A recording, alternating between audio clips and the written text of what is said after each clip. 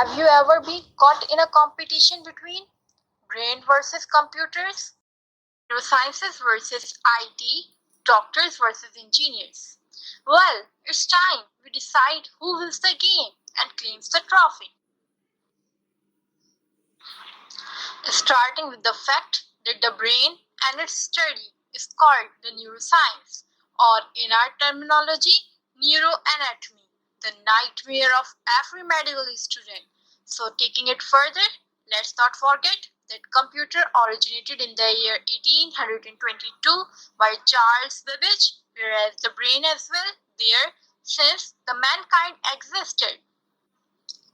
The basics would be a boring stuff like a computer is an electronic device which performs input, processing, storage, and output.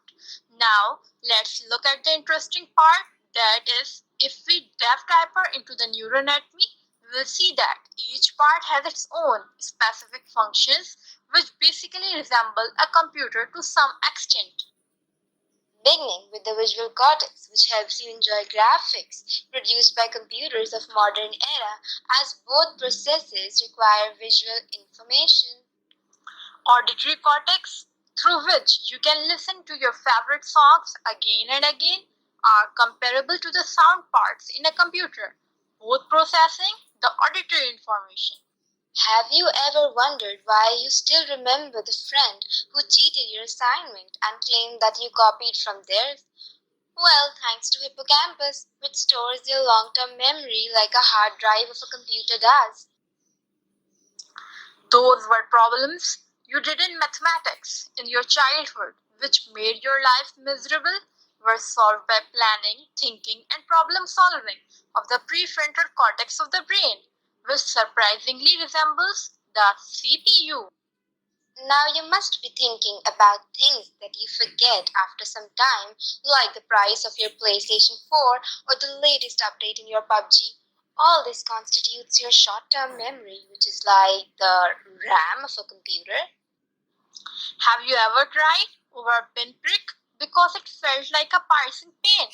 That's because your sensory cortex receives input from external environment, just like the mouse and keyboard of a computer. The essays that you write, the delicious cuisines you make, and the sketches you draw are all by the courtesy of motor cortex, which somehow is relatable to the monitor. Now, let's take a look at the real picture, which summarizes our amazing points. Take a look for 2 minutes, imagining it as your medical atlas. Now, the second part of our research consists of the most fascinating part, which will definitely bring a smile on the faces of our doctors. That is, how are brain different from computers? So, engineers, brace yourself for the impact because we have some solid evidences here. Remember you were crying because you didn't make it to your favorite university, or hating your best friend because she befriended the girl who made fun of you. Well, these are human emotions which are only felt by the human brain because a computer is capable of producing unbiased and automated decisions only. Here is where it gets really fun. I am pretty sure you didn't know about it. Our typical computer runs on about 100 watts of power.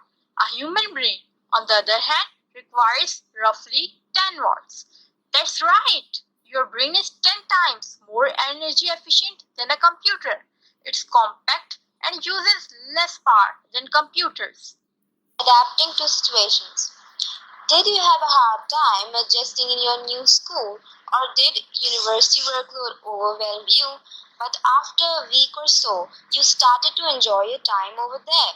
This is because human brain is capable of adapting to situations like these, whereas computers rarely change their own code, and an operating system that overrides itself is considered faulty. Now, concluding the whole research, Arenson's code gives us a hint. Brain seems different from a computer in one important way. They can't be rewound or copied, Aronson. But ultimately, there is no clear winner overall. Human beings and computers have their own advantages depending on the category.